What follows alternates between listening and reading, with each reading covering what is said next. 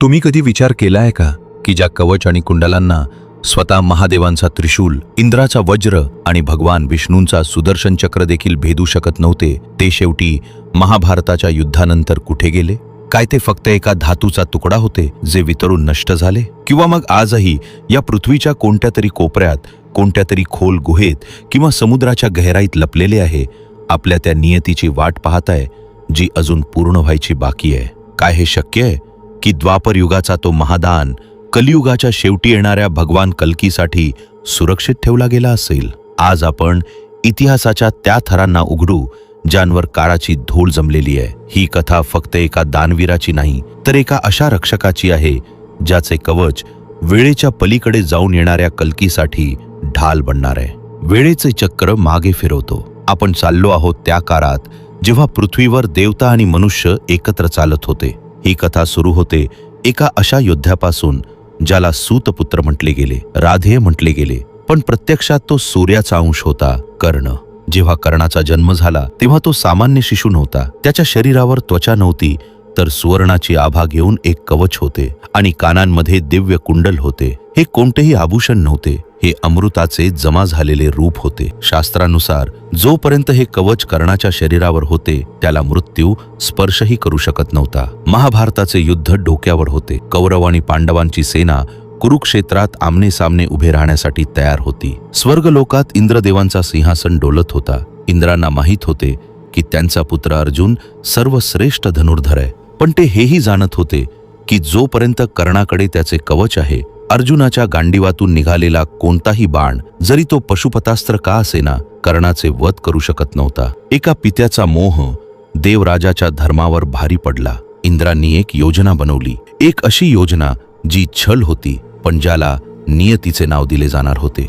त्या रात्री सूर्यदेवांना इंद्रांच्या योजनेचा आभास झाला. ते आपल्या पुत्राच्या स्वप्नात आले.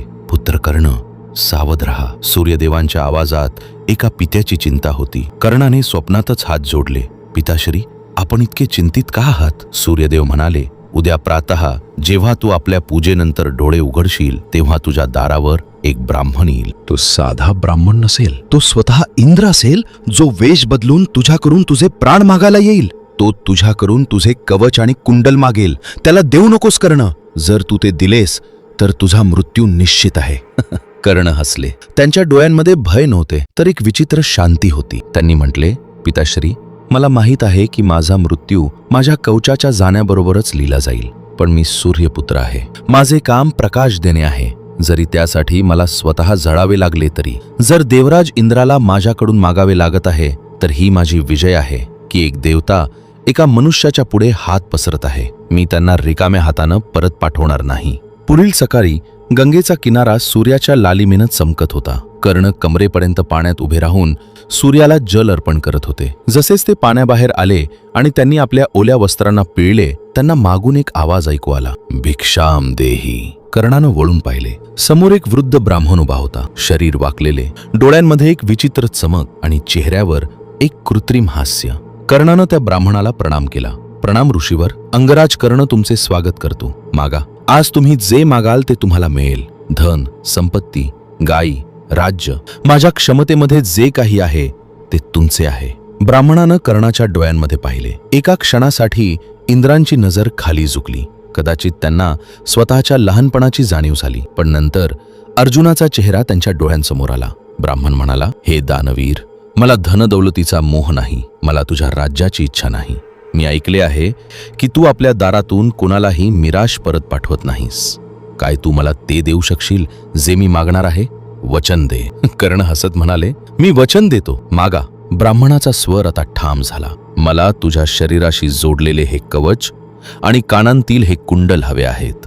वातावरण एकदम शांत झाले. गंगेच्या लाटांचा आवाज देखील जणू थांबला. कर्णाचे सारथी आणि आसपास उभे लोक स्तब्ध झाले. हे मागणं मृत्यू मागण्यासारखे होते. कवच शरीरापासून वेगळे करणं, कोणतंही आभूषण काढणं नव्हते. हे आपल्या त्वचेचे शरीरापासून वेगळे करण्यासारखे होते. कर्णानं एक खोल श्वास घेतला. त्यांनी एकदा आकाशाकडे पाहिले, जिथे सूर्यदेव ढगांच्या मागे लपले होते. जणू ते आपल्या पुत्राचे हे दुःख पाहू शकत नव्हते. कर्णाने आपल्या कमरेतून एक तीक्ष्ण खंजर काढला. ऋषीवर, आपण जे मागितले आहे ते साधारण दान नाही, पण कर्ण आपल्या शब्दावर कधीही मागे हटत नाही. कर्णाने खंजराची टोक आपल्या छातीवर ठेवली. धातूने त्वचेला कापले. रक्ताची एक लाल धारा बाहेर पडली. वेदना अकल्पनीय होती, पण कर्णाच्या चेहऱ्यावर एकही शिकन नव्हती. त्यांनी हळूहळू आपली त्वचा आणि मांस कापून त्या सुवर्ण कवचाला आपल्या शरीरापासून वेगळे करायला सुरुवात केली. प्रत्येक इंचाबरोबर वेदना वाढत गेली. रक्ताने त्यांचे संपूर्ण शरीर न्हाऊन निघाले. गंगेचे पाणी लाल होऊ लागले, पण कर्ण थांबले नाही. शेवटी त्यांनी ते पूर्ण कवच आणि नंतर आपल्या कानातील कुंडल कापून आपल्या रक्ताने माखलेल्या हातांनी त्या ब्राह्मणाकडे पुढे केले. घ्या देवराज, तुमची मनोकामना पूर्ण हो. इंद्र स्तब्ध झाले. त्यांच्या हातात ते कवच होते जे अजूनही गरम होते. कर्णाच्या रक्ताच्या उष्णतेमुळे इंद्रांचा चल जिंकला होता, पण कर्णाच्या नैतिकतेने देवराजाला पराभूत केले होते. इंद्र आपल्या खऱ्या रूपात आले. त्यांचे मस्तक लाजेने खाली झुकले होते. इंद्र म्हणाले, कर्ण, आज तू जे केले आहे ते ना कोणत्याही देवाने केले आहे आणि ना कोणताही मनुष्य करू शकतो. मी छली आहे, पण मी तुझ्या या महानतेचा ऋणी आहे. हे कवच मी घेऊन जात आहे, पण याच्या बदल्यात तुला एक शक्ती देतो, वासवी शक्ती. याचा उपयोग तू एका व्यक्तीवर करू शकशील आणि तो वार कधीही व्यर्थ जाणार नाही. कर्ण हसत ती शक्ती स्वीकारली. पण आता कथेतला तो भाग येतो जो महाभारताच्या पानांमध्ये कुठेतरी हरवला आहे. इंद्र ते कवच आणि कुंडल घेऊन स्वर्गलोकाच्या दिशेने उडाले, पण ते स्वर्गलोकात प्रवेश करू शकले नाही.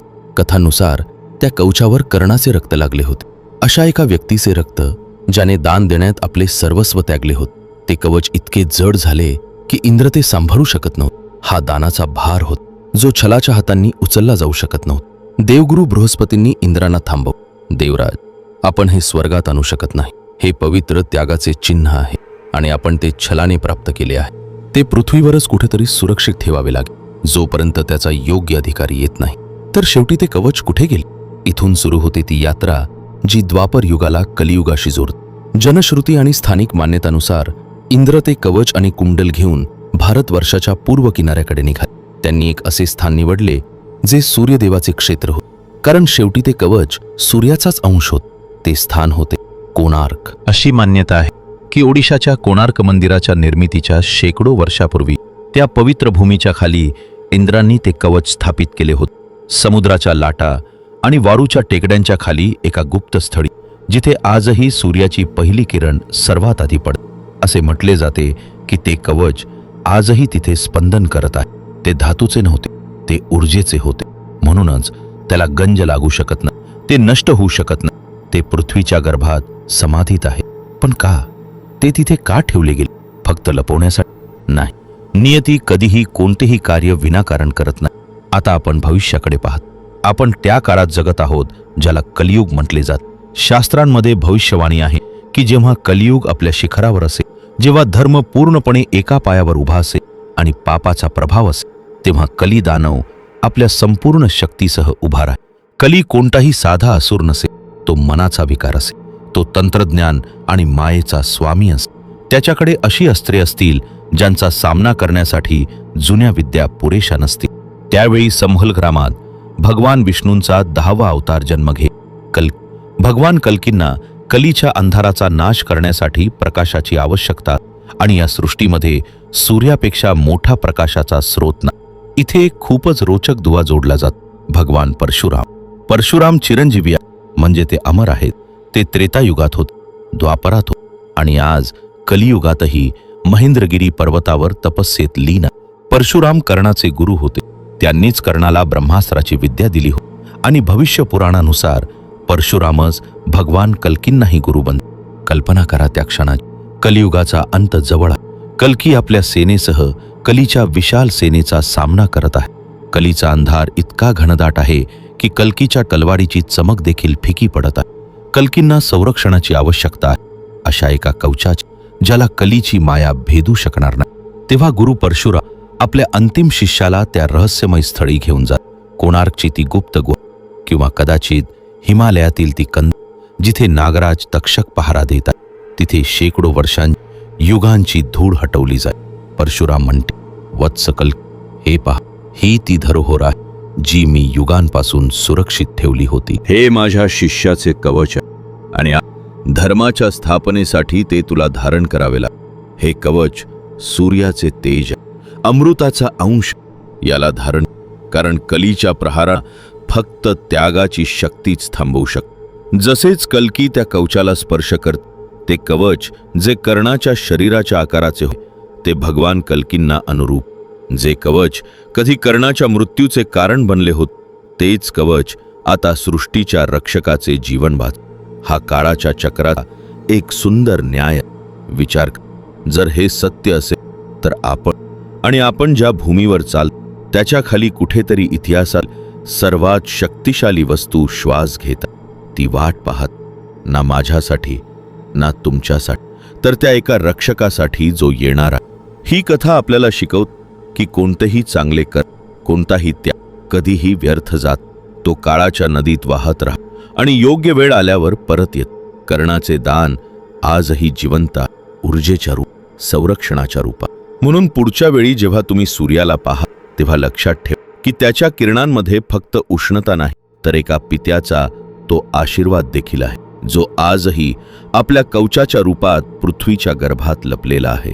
जर तुम्हाला वाटत असेल की तुम्हीही या धर्मयुद्धात तुमची छोटीशी भूमिका निभावू इच्छिता आणि अशा दिव्य कथा तुमच्यापर्यंत पोहोचत राहाव्यात असे वाटत असेल, तर आपल्या अंगठ्याचा थोडासा कष्ट देऊन त्या लाईक बटनाला दाबा आणि सबस्क्राईब करा.